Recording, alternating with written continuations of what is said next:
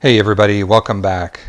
So now finally, as promised, we're going to write some assembly language code, and we're going to start creating our function called setupGPIO in order to get that going and replace our fake stub that we have in our code. So let's go back to our Visual Studio Code environment. We'll come back to these values, and what I'm going to do here is, first of all, I'm going to create the setupGPIO assembly. So we're going to do setup GPIO.s. Now notice here I have a capital S. Believe it or not, that capital S is very important. If you're familiar with assembly language programming, you'll know that. I had actually made this silly mistake of putting a lowercase s. Things didn't work, and I started asking a bunch of questions. Thankfully, some people saved me and pointed out my silly error. So just don't make that same mistake. Make sure you use the capital S. Now, I am going to also provide a couple of include files that I want to use, and I'll explain why I'm doing this here. So first one is I'm going to create something called the memory map. And I'm going to do a .inc, or a assembly language equivalent to an include file. And then the other one I'm going to do is something called GPIO .inc. So a couple of include files, and these are for convenience, and will hopefully make sense to you in just a second. So let's look at the memory map, and remember I said we essentially need to have access to the memory register that represents our GPIO. So if we go to here and we go back to the very start and we look at our manual overview, and we go to, the memory map. That's what I was looking for. Here we go. Here's the memory map of everything. So now we're only going to have one value in our memory map include file, which is where the GPIO is. And so I'm going to essentially copy and paste. This is the other convenience of having this stuff here available. Command C, and then we're going to go back to memory map over here, and I'm going to do a .equ, which is an assembler directive, and I'm going to say GPIO underscore control address, comma, and then this is the address that I just pasted from the documentation. Now what I would encourage you to do is, if you're going to use the HiFive1, things like that, is if we go back to here, is to actually create an entry for each one of these. So in my personal development, this particular file, the memory map file, is actually a long file that has every one of these addresses already put in. And then what happens is I can just include that file, and I already have access to all. And as you learn what each one of these are, then it'll make it easy for you to address. So for now and for our purposes, the only thing we're going to need is this the GPIO control address, and get access to that. So we'll save that and we'll get rid of that, and that's all we really need. Now in our GPIO.inc is now where we need all of our address offsets to be able to address our GPIO. So let's go back to our documentation. Let's scroll down to where our GPIO information is. So here we go, and we'll go to the memory map on 17.1. All right, so these are essentially the offset values that we need for the GPIO. Now again, just to keep things simple, I'm only going to create the entries for the specific values that we're going to use. And if you recall, we basically need to do the output, we need to do the XOR, because we want to invert, and we also need to do the port that we're going to go put out there.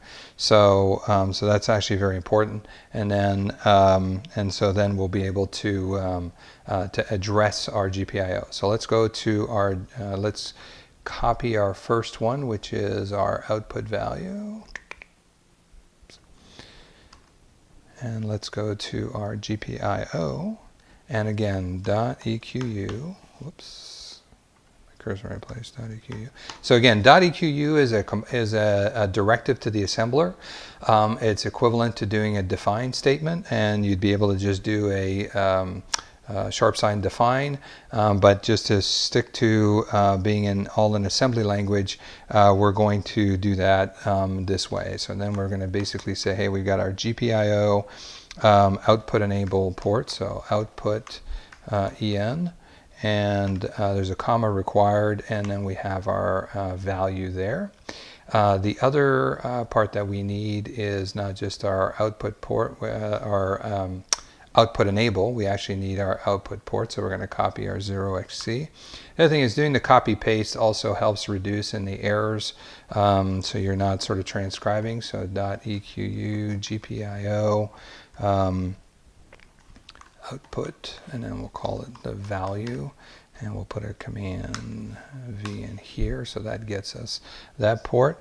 And then I'm pretty sure the only other one we need is our XOR invert here, so that's this one here. So we'll copy this, and then we'll go back to our GPIO Inc, and we'll do our .equ GPIO output XOR,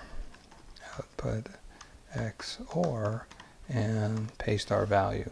So now again we'll align these just so they're a little prettier.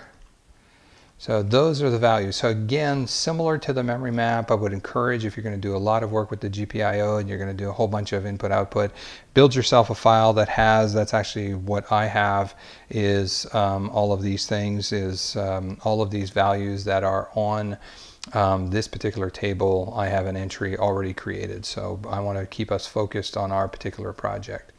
Now, the one other thing that we need in our include file, and I'm going to violate the dry rule, the don't repeat yourself, because I'm going to repeat our RGB values, and because we did this in the header file for our C code, I actually want to create the equivalent for the assembly language code, and that way I keep a separation between the two. But it does mean that I'm repeating myself, and in theory, if I had to change one in one place, I'd have to change it in the other, which is not good. But again, just for the purposes of learning here, I'm going to duplicate a little bit. So we're going to do a couple of other .equs, which is our GPIO underscore RGB pins, which allows us to address all 3 LED pins. And if you recall from the PowerPoint, those were, if I turn on all pins, I do a 6, 8, and then 4 zeros.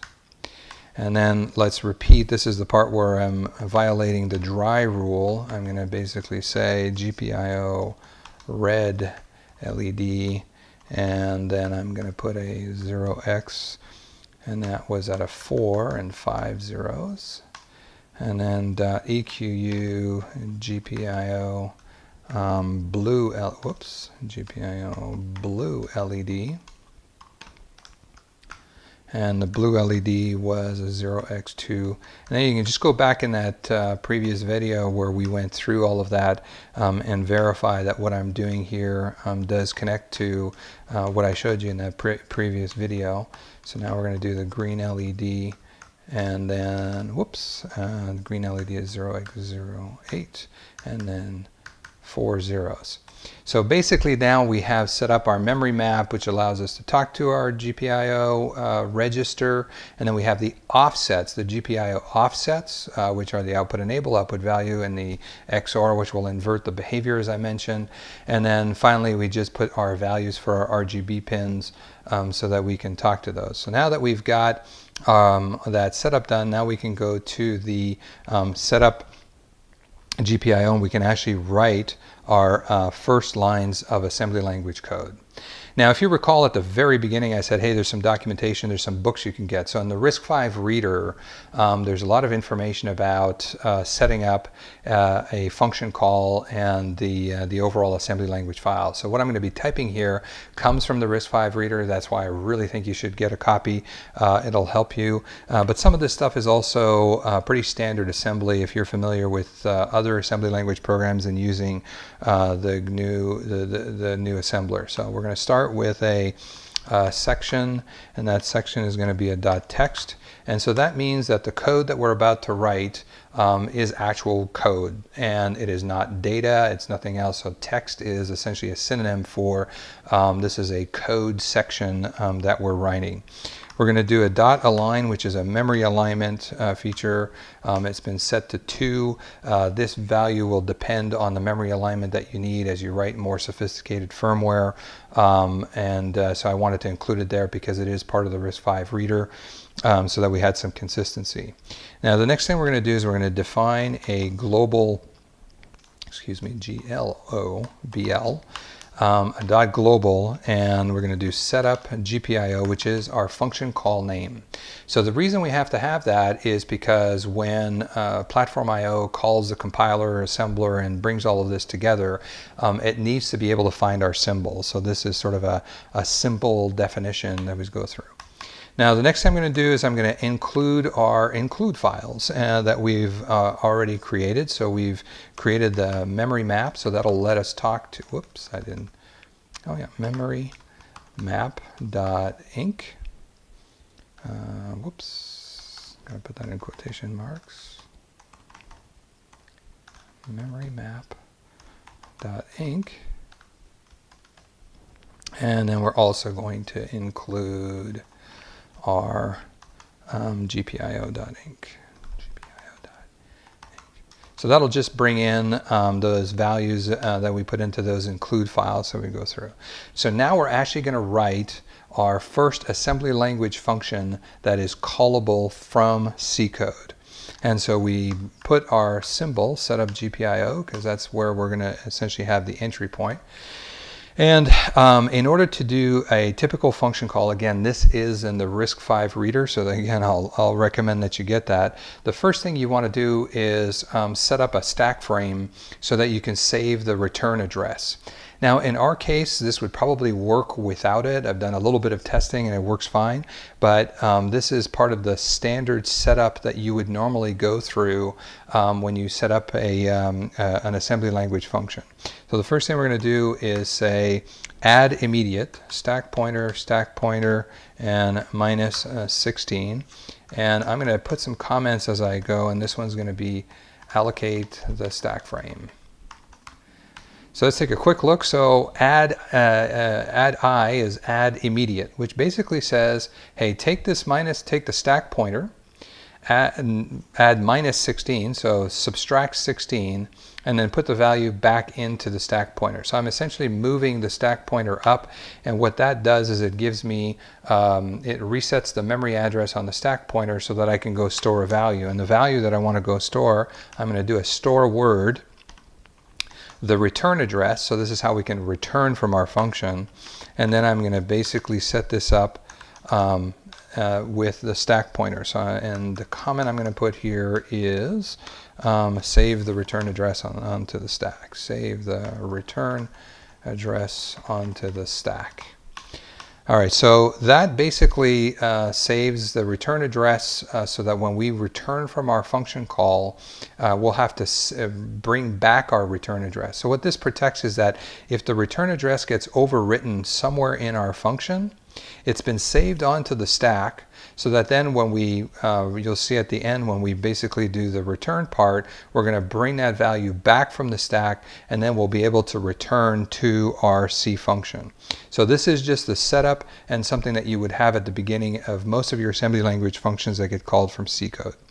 All right, so now let's get going to setting up our GPIO so that we can write to our pins.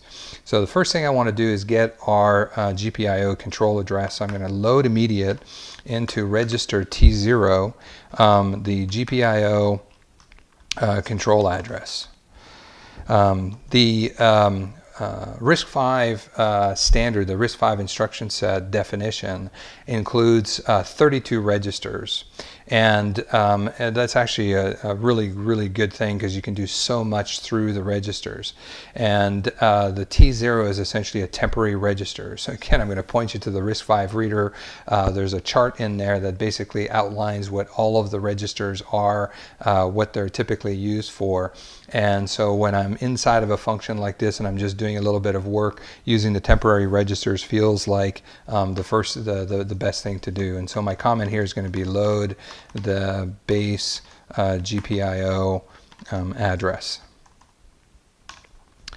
Now what we need to do is we're basically setting up our GPIO pins, the red, the green, and the blue, for output. So that's essentially what we want to do. So we basically want to take all of those pins all at the same time. So in this case, now I'm going to load those pins into temporary register 1. I think there's about 6 of them, 6 temporary registers. And I'm going to say take the GPIO and the RGB pins. That was one of the things we set up. And I'm going to say, okay, get the RGB pins offset. And now what we want to do is take that value that represents the RGB pins, and we want to put that into our output enable. So we've got our GPIO control address. Our GPIO control address, if we go back to our memory map, is this memory address. And then our output enable, this one here, is at offset 008. So that's essentially what we want to do, is go to the control address plus the output enable offset and write the value of those pins. So what I want to do is store word. I want to write the value of those pins. The value that's in T1, which is our GPIO RGB pins. And where do I want to write that? Well, I want to write that, again, to this base address plus the value of the output enable. So I'm going to do the GPIO underscore output enable, and then in bracket T0, which is the address. So when you see this bracketed thing, that's where you say it's the address that's inside there. So T0 has the address of the GPIO control register, and the brackets say I want to reference that address, but I don't want to reference that address directly. I want this offset of 008 that we put in. And so what that will do is write the value that's in register T1, our RGB pins, into the output enable. So essentially, in one instruction, I have done the equivalent, if you're familiar with Arduino, of a pin mode enable, a pin mode output for 3 pins, and I've done it in one single instruction. And so our comment here that we're going to put to reference this is enable output on the RGB pins so they are writable. Okay, so now remember I talked about this XOR thing, and so the XOR is because there's a default where the pins are active low, and I want to invert that to be a more intuitive behavior. And so in order to do that, what I can do is essentially just write the exact same RGB pins to the output, to the XOR value, the XOR offset, and it'll invert that behavior. So essentially I just do the same thing. I write my RGB pins again, but this time I'm going to write to the offset, which is our output XOR. And again, T0 as the base address. So now what I do is I put a comment that says set the XOR, so the RGB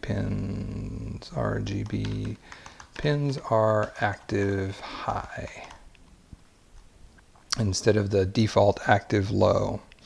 Now, Then the other thing is I want to basically turn off all the LEDs, right? I'm doing a setup and I want to set up so that everything's off doing that. And so basically I want to set all the pins to 0 so that we're basically starting from a known fresh state.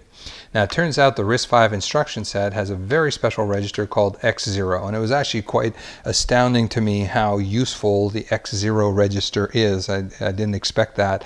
The X0 is guaranteed to always be equal to 0. So whenever you need the value of 0, you essentially just use X0. And this is a great example of just how useful this is. So instead of having to load a value or load immediate of a 0 and then write that 0, I can just say, hey, I know I have a register. It's called X0. It's always equal to 0. And then I'm going to essentially write that to our output. So again, we're going to do our GPIO output value and to T0.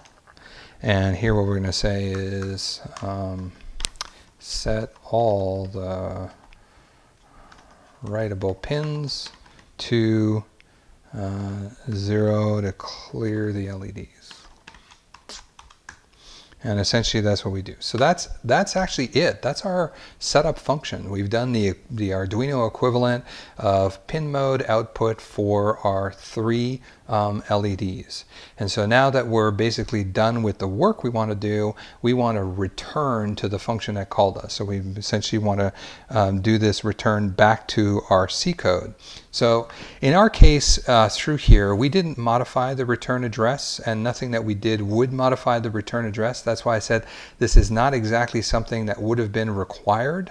But this is just good discipline to set up your function properly so that nothing you do here will impact. So just for the sake of completeness and being proper, we're going to essentially get our return address back. So we're going to load the return address. We're going to load it from the same place that we put it in. So we're going to load it from our stack pointer offset. And so here our comment is restore the return address. Now it's already there, and we'll walk through this with the debugger so you can see that we're actually not really changing anything. And then we're going to reset our stack frame. So stack pointer, and then put a positive 16. So now we're deallocating the stack frame.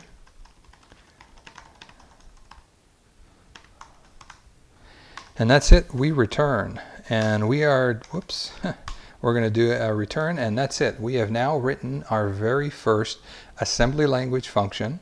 It's written in RISC V assembly, and this function can be called from C code and will return to the parent C code.